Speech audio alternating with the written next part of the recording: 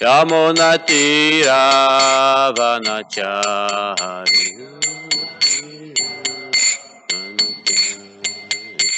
Hare Krishna, Krishna Krishna, Hare Hare, Hare Rama, Rama Rama, Hare Hare. Hare Krishna, Krishna Krishna, Hare Hare, Rama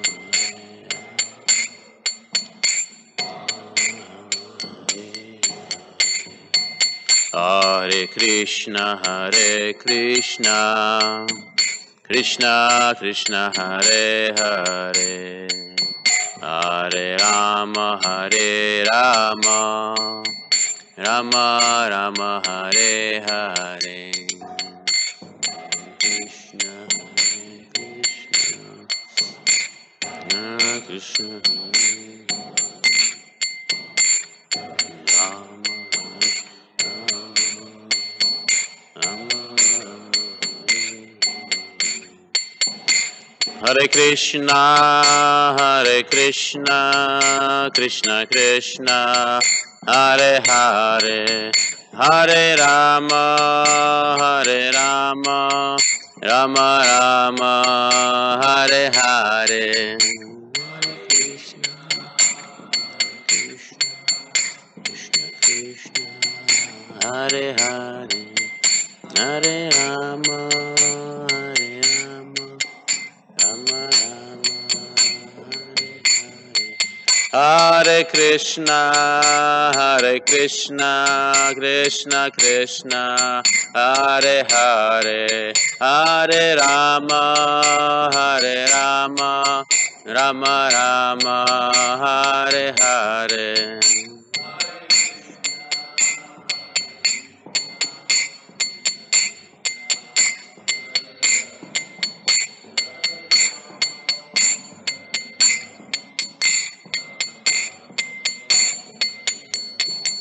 Hare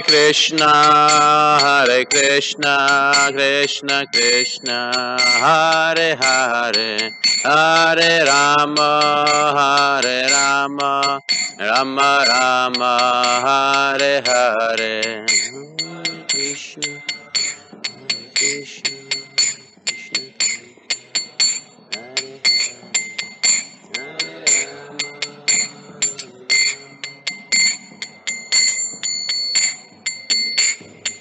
Jaya Kishore Kishore, Jaya Kishore Kishore, Jaya Kishore Kishore, Jaya Kishore Kishore.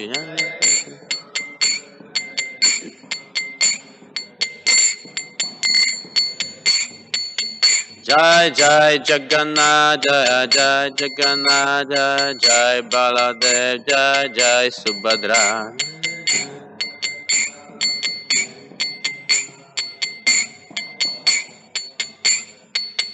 Nitai Gaura Haribo, Nitai Gaura Haribo.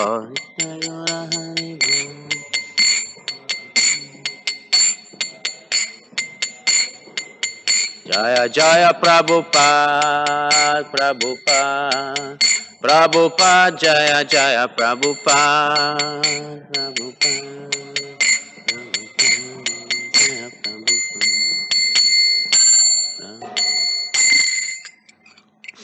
Jai Om Vishnu Padaya Paramhamsa Parivyagacharya Astatarastata, His Divine Grace A.C. Bhaktivedanta Swami Srila Prabhupada Ki. Jai Om Vishnu Padaya Paramhamsa Parivyagacharya Astatarastata, His Divine Grace Bhaktivedanta Saraswati Goswami Prabhupada Ki. Ananda Kodi Vaishnava Vrinda Ki. Grantaraj Srimad Bhagavatam Ki. All glories to the assembly of devotees. All glories to the assembly of devotees. All glories to the assembly of devotees. All glories to Sri Guru and Gauranga.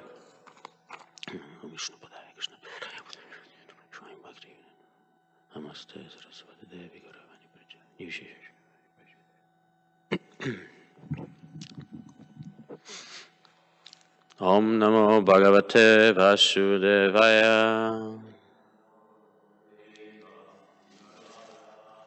Om Namo Bhagavate Vasudevaya. Om Namo Bhagavate Vasudevaya.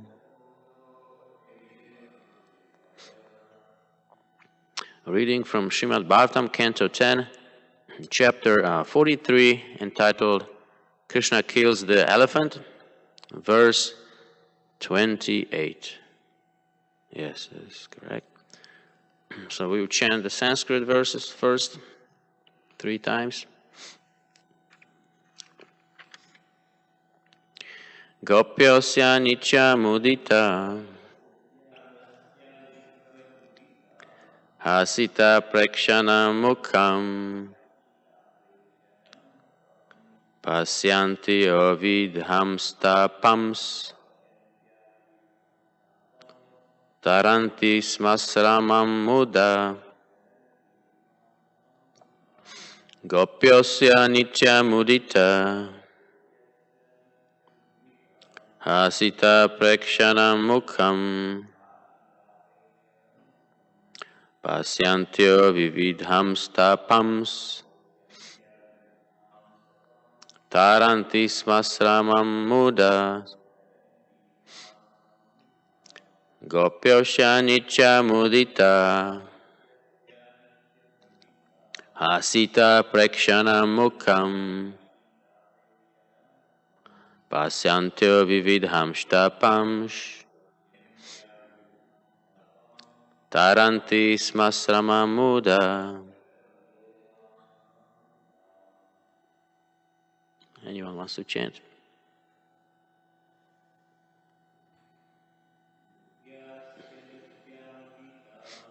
Gopyosya nitya mudita hasita prekshana mukham shanta vividhamstapams taranti smasramam muda. Okay, we will continue on with, unless someone else wants to chant. Some chanting. Okay, we'll go on to word by word translation. Gopyaha, the young gopis. Asya, his. Nitya, always. Mudita, cheerful. Hasita, smiling.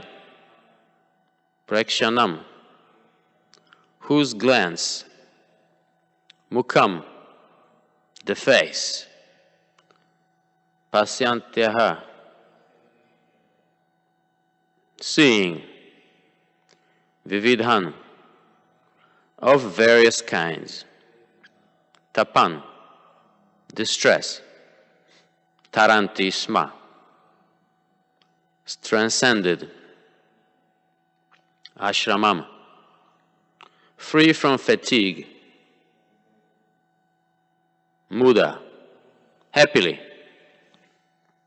Translation: the gopis overcame all kinds of distress and experienced great happiness by seeing his face, which is always cheerful, with smiling glances and ever free from fatigue. And there is no purport. I'll just offer my obeisances to Srila Prabhupada.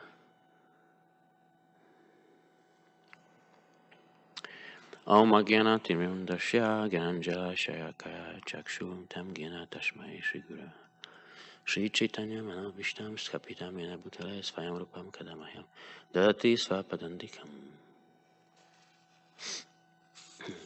Thank you kindly for letting me speak again this windy Saturday. I appreciate your coming here and your attention. We'll try give it a good try to give you a little class on this verse. And there's no purport, so I wasn't sure which direction to go. But I just wanted to start with saying that the gopis overcame all kinds of distress for their dear most Krishna. And the question I would like to ask you today: is how much personal inconvenience or difficulty can you overcome for Krishna? You know, we know that devotees follow the rules, chant the 16 rounds, and follow the rules of no meat, no drink, and all these rules. And they try to offer everything to Krishna, whatever they do. But besides that, what else can you do for Krishna? Can you drive 2 hours to the temple every Sunday? I know some devotees who live on the outskirts of Illinois. They still make it to the temple every Sunday, or some Sundays. It's very difficult to drive sometimes soon for 2 hours, 3 hours. Can you give half of your hard-earned money to the temple for a holiday donation? Can you preach to other people about Krishna? In the face of adversity, sometimes it's not easy to preach. Can you do that for Krishna? And it's bad weather like today, and I'm sure some devotees out there are distributing books right now, and the weather's not so nice. What else can you do? What is the limit of what you can do for God? Is there a limit that we know? I know I could not do certain things because of a lack of insufficient faith. But that doesn't mean that I'm not willing to try something, try and go a little step outside of my comfort zone. Like, for example, distributing books every day. I do not do that, but I do it maybe every Ekadashi. But I'd like to distribute some books every day. That would be a kind of going out of my comfort zone. I have heard and read about devotees being able to distribute dozens of books, and I've heard about devotees who never deny Krishna even in the face of, impending death, physical annihilation. They're still preaching about Krishna. I have heard about and read about devotees who dedicate their physical illness to the Lord for the sake of suffering souls. It's very special.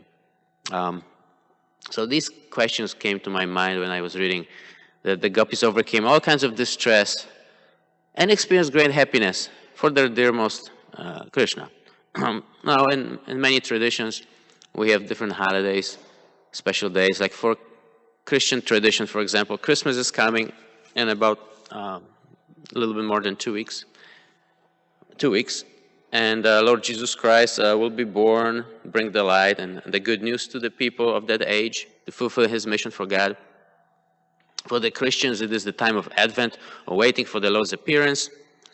And the Christians resolve to abstain from certain foods, resolve not to do certain things. And why? Because they want to become more grave and serious about the importance of coming of the Lord, so they can focus more on their faith, on the worship.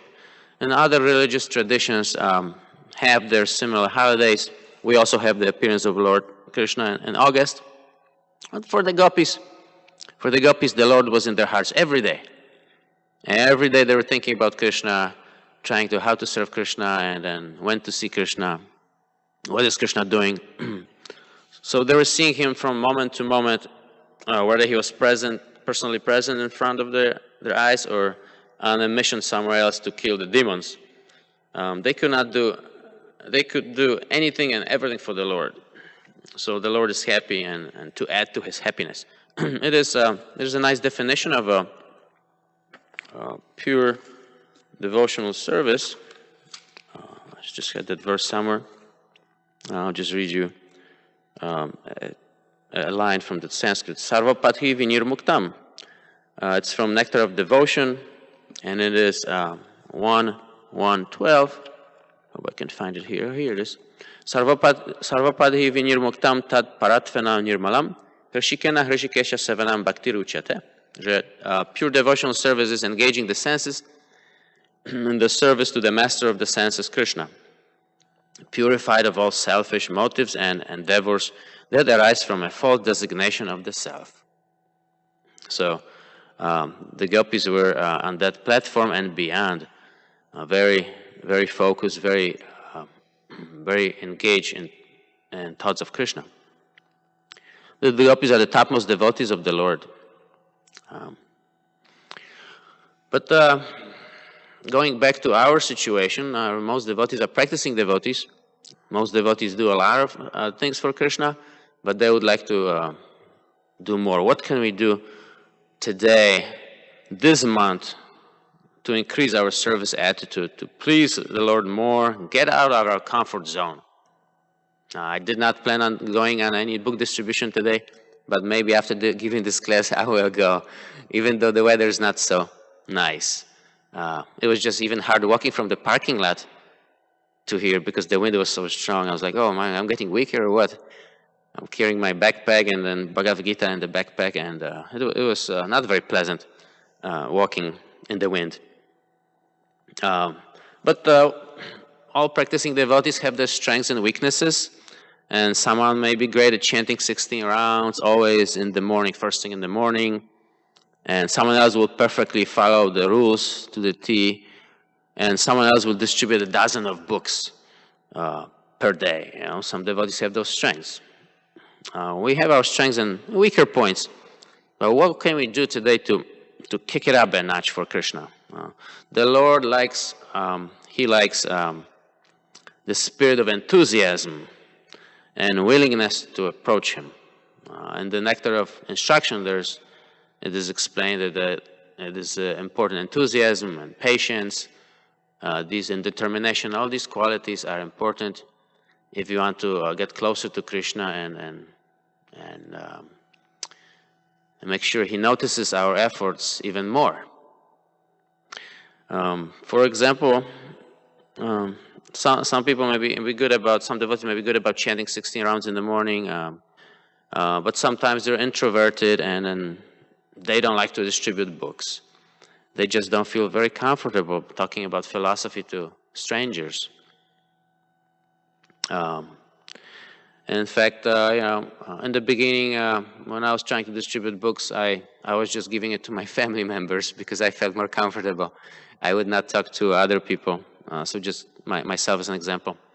It was just, I felt more comfortable to give it to my brother, or give it to my parents, and books in Polish, because I speak Polish, my native language. So I would give it to the family members, and then after some years, sometimes I would talk to maybe friends, colleagues at work, and try to distribute to them those who already know a little bit more. Coming up to strangers is very difficult for me, and like start talking about philosophy. But sometimes it is so good to get out of our comfort zone and still do it. In face that our mind says, no, I'm not going to do it. No, thank you, maybe next time. But sometimes it is very good to do it, and then after you do it, you feel very good inside your heart, like, yes, I did this for Krishna. I talked to someone, and they were, maybe they didn't receive the book, but they were talking, and then they received the message, and at least look at the book. And sometimes some devotees do not like to distribute books. They don't feel comfortable. They can try distributing prepackaged prasadam, you know.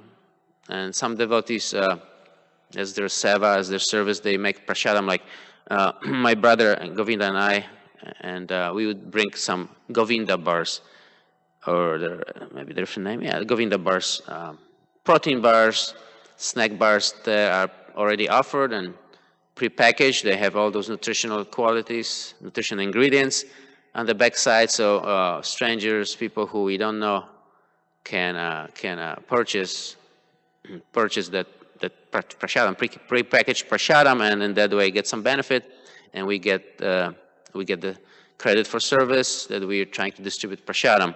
And some other devotees obviously distribute prasadam made on the spot, you know, at the temple, and then at festivals we distribute prasadam. So that's always a very nice service to do if you don't feel comfortable distributing books daily. Okay.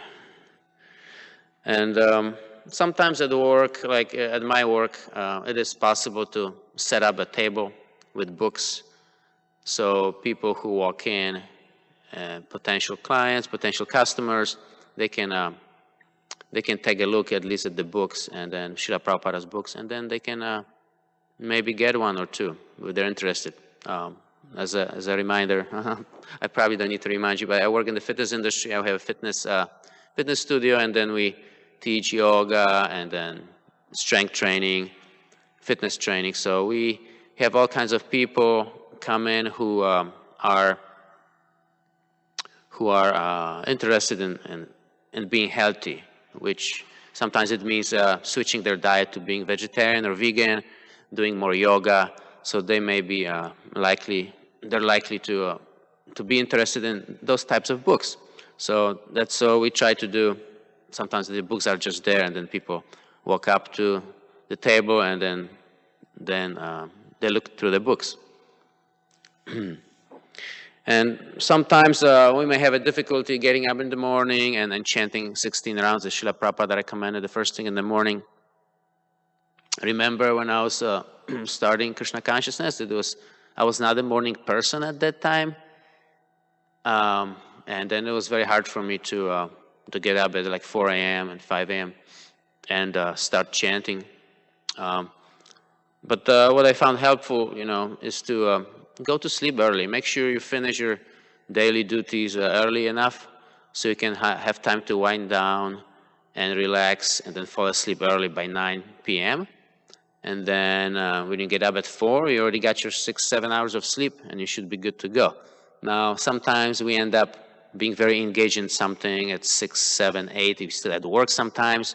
You come home and you kind of you feel hungry, you eat something, and you talk to the family, and then it's already like 9:30, and then before you fall asleep it's past 10, and it's hard to get up at 3 or 4 a.m. and do your rounds. But we can certainly plan for it, for retiring early and getting sufficient rest. And so the first thing in the morning we do is the shower, and then take a cool shower and start your chanting 16 rounds. And I found it very beneficial. Sometimes I look at the watch like, oh my gosh, it's 3:30. I should get up. Oh, maybe 30 more minutes. But then another thought comes to my mind. Yes, 30 minutes means I will be chanting 4 rounds less, and then I will not finish my chanting. And then I have to go to work, and then if I don't finish my chanting, I don't feel the same potency, the same power, the same energy, the same inspiration to talk to people and give them my best at work. I'm missing something, so I feel like, it's time to get up. It's 3:30. My gosh, I have to be at work by 6. There's no way I can finish my chanting if I get up at 4 and everything's delayed. So I muster up my determination and get up. Usually that's what happens. Sometimes I fail, but usually 90% of the time I get up early enough to finish 16 rounds. But what helps me is just getting to sleep early. Just don't engage yourself in intense conversations or anything that's preoccupies your mind with work. Just read some Srimad Bhagavatam and do something peaceful, and you fall asleep early. Lord Krishna would like to see your spirit, your desire, your determination for approaching him. What can we sacrifice do we have? I remember watching that movie, actually like not too long ago, I have to confess, like 2 or 3 years ago, when there was pandemic and we had to stay home. There was, for many of us, there was no work, no school, so we watched more movies. So I watched again after some 20 years, I watched the Rocky movie, where there's this great boxer and he's making it to the world, becoming the world champion, Rocky Balboa. So at one point he was really demotivated, and then his coach tells him, you know what's happening to you? You're not going to win this fight. You're not going to make it like this. You have to change your consciousness. You have to regain the eye of the tiger that you had when you first won and you first were the best. And now this guy is going to finish you in the first round because you don't have the right mindset. You don't have that eye of the tiger anymore. So what he meant is like the focus and being hungry for the achievement. And for devotees, it means being excited about approaching Krishna, being excited about doing more service to the devotees, and pleasing Krishna, pleasing the devotees. We have to be hungry to reach Krishna, catch Krishna, and he will will like to allow us to catch him. You know, that's it's free will. But if we show the spirit and show the devotion, like, yes, I really want to do something extra. You know, I want to distribute that extra book. You know, it's bad weather. I'm gonna go out there and do something. I'm going to cook today. You know, I don't feel like cooking. I'm gonna cook for Krishna and, you know, offer it to him and give it to the family. I'm gonna do something extra. I'm gonna, you know, talk to some people. I'm going to read extra 30 minutes of Srimad Bhagavatam. We'll do something. So the coach tells Rocky, or the coach, what's his name, Mickey? Or no, there's another coach in another movie, it was Apollo. But anyway, the coach tells him, what you have to do to regain that eye of the tiger, that focus, you have to go back to the beginning. Go back to the beginning of how you felt when you first started to become the best.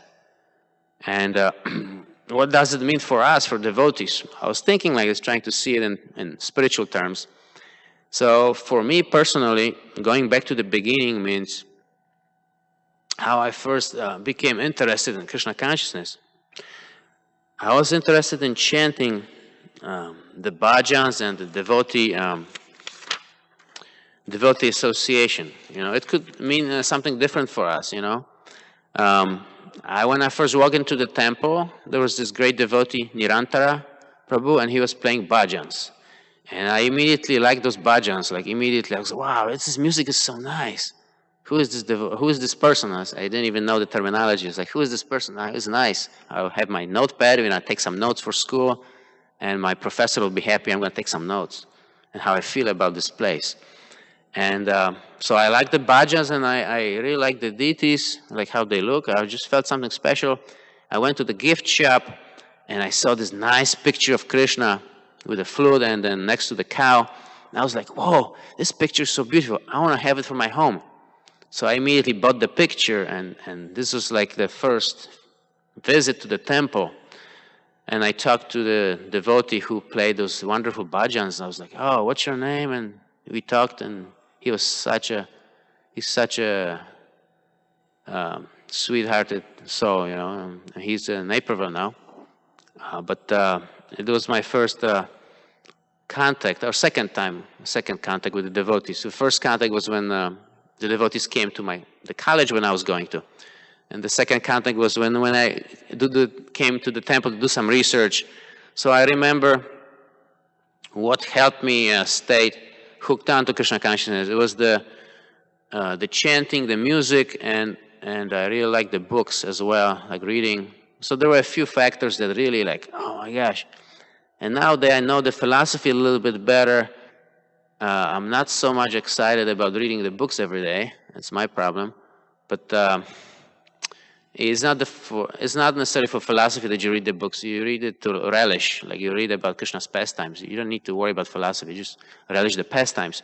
But for me, going back to the beginning means listening to more bhajans of Prabhupada, listening to more bhajans that I really liked when I first walked in. Looking at those pictures that I looked at 20-some years ago. When I was chanting, I was looking at Krishna's picture and then chanting, and then looking at the picture and chanting. So maybe more meditation like that to rekindle that spirit, that focus, that energy, that enthusiasm that many of us go through those stages where you go a little bit low energy and less motivation, and then 10 years ago, 5 years ago, you're motivated and really excited to distribute books, talk to everyone about Krishna. Now it's a little bit different. So for you individually, it may mean something different. Go back to the beginning. What helped you in the beginning to get interested in Krishna consciousness and really have that taste and the energy, zest, that determination to keep practicing every day and to do something for Krishna every day? What was it for you? Ask yourself this question. Go back to the beginning. Get that eye of the tiger, and then restart your practice with a renewed spirit.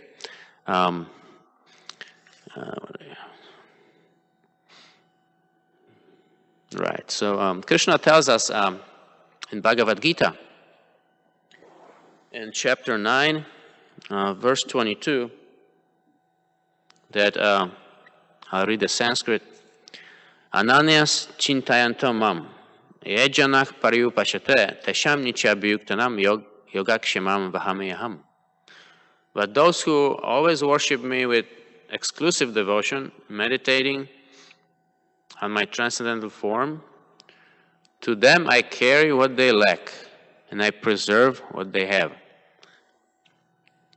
And we will read the purport here. Since there was no purport for Srimad Bhagavatam verse, I'd like to read the purport from Bhagavad Gita to this verse. One who is unable to live for a moment without Krishna consciousness cannot but think of Krishna 24 hours a day, being engaged in devotional service by hearing, chanting, remembering, offering prayers, worshipping, serving the lotus feet of the Lord, rendering other services, cultivating friendship, and surrendering fully to the Lord. Such activities are all auspicious and full of spiritual potencies, which make the devotee perfect in self-realization, so that his only desire is to achieve the association of the Supreme Personality of Godhead. Such a devotee undoubtedly approaches the Lord without difficulty. This is called yoga. By the mercy of the Lord, such a devotee never comes back to this material condition of life. Kshema refers to the merciful protection of the Lord. The Lord helps the devotee achieve Krishna consciousness by yoga, and when he becomes fully Krishna conscious, the Lord protects him from falling down to a miserable condition of life. Very nice purport by Srila Prabhupada. So let's not wait. Let's not wait another day, another hour. Let's do something extraordinary for Krishna. Something out of our ordinary routine. Brainstorm, do a brainstorm list, what can I do? I've never done this. Oh, let's try this. Oh, I used to do cooking. I used to do this. Wow, why don't I do it today? Let's surprise the Lord, Can we surprise Krishna? Not really, but but we can. It's good if we think like this. We can surprise Krishna. Do a surprise like you do for someone who you love. Surprise them, you plan something and you do it and see if they smile. So let's surprise Krishna, do something extra. Muster up the determination, do something out of our comfort zone, and you'll see how the heart will fill with profound joy and special feeling after you do that. We don't mind any difficulties that may arise, even if they do. And you might be surprised if you overcome the mind, the obstinate mind, in doing something out of your comfort zone. You might be surprised that there is actually no obstacle. You did it. Wow, I cooked the whole 5-course meal, or I did this. I distributed 2 books. Wow, can't believe it. The only obstacle was your mind. Usually it's the mind, and actually once you overcome the mind, everything is smooth. So all glories to Srila Prabhupada, and may he bless all of us, keep blessing us so we can maintain our enthusiasm for serving Krishna and the devotees in different ways. Thank you for your attention, and I hope I didn't offend anyone. And if you have any questions, thoughts, please ask, and then feel free to express your thoughts. Thank you. Yes, Shivananda Prabhu, Vaishnava Sivananda, Hare Krishna. Go ahead.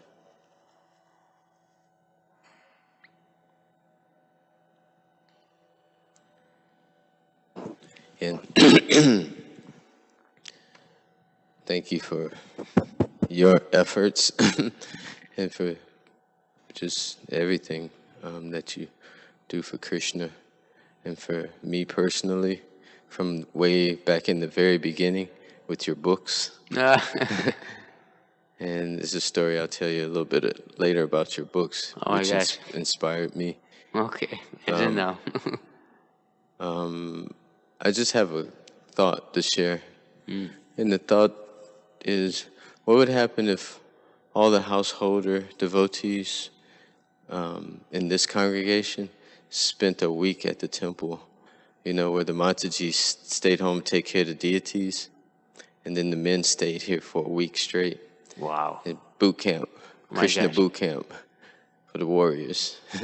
And all the men stay here, and the women who are Vaishnavas, they're not women. They're equal to the men. They're Vaishnavas, Vishnudevs.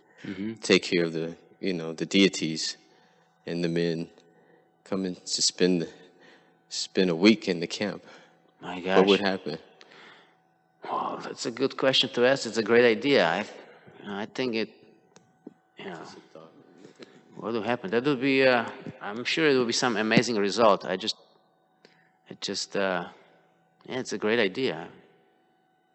It would certainly be beneficial, the spiritual platform, and first many of those grihastha devotees who have to overcome their minds, like, how can I leave this, my duties and this? I know how I would struggle with it. So how can I just have to overcome the mind, and once you yeah.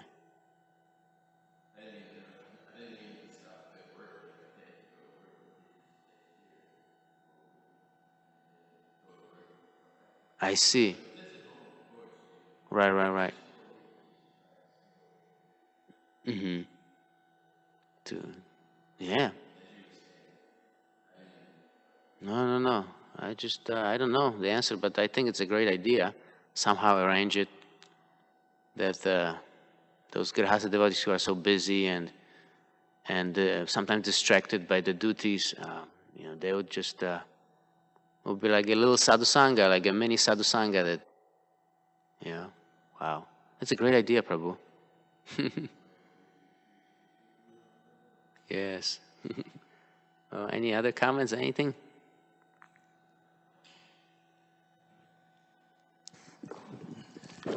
Hare Krishna, Prabhu. Hare Krishna, Prabhu. Thank you so much. Thank you for your inspiration, giving many points, examples, how to go out of our comfort zone and engage in Krishna service. It's nice, good examples. Yeah, Krishna is all attractive. Like a young boy is natural when a young boy is attracted to an opposite young girl, Yes. It's natural. Similarly, when they grow up, the attraction means, well, like Prabhupada says in other word, man and woman are good, but the combination is bad. So similarly, we as living entity, everybody has an attraction to Krishna. Mm-hmm. That's natural. Like Jivera Swarupo Nitya Krishna Das. Mm-hmm. We all part and parcel of Krishna. So same way, like the young boy is attracted, we also have to be attracted to Krishna. Mm-hmm. Like that. The example is given. Yes. Prabhupada gives that example, right? Yes. Yeah, it's so natural to be attracted to Krishna, but for many of us, it becomes difficult when we have so many material elements, and then it's difficult to be naturally affected. Something gets in the way of this attraction, then we lose our enthusiasm, and we slack off. We do less because we get distracted. But how to keep this mood of attraction? How to keep that? That's the challenge. We rely on the mercy of the devotees and Krishna to just keep going. Well, it's a nice comment. Thank you, Prabhu. Anyone else?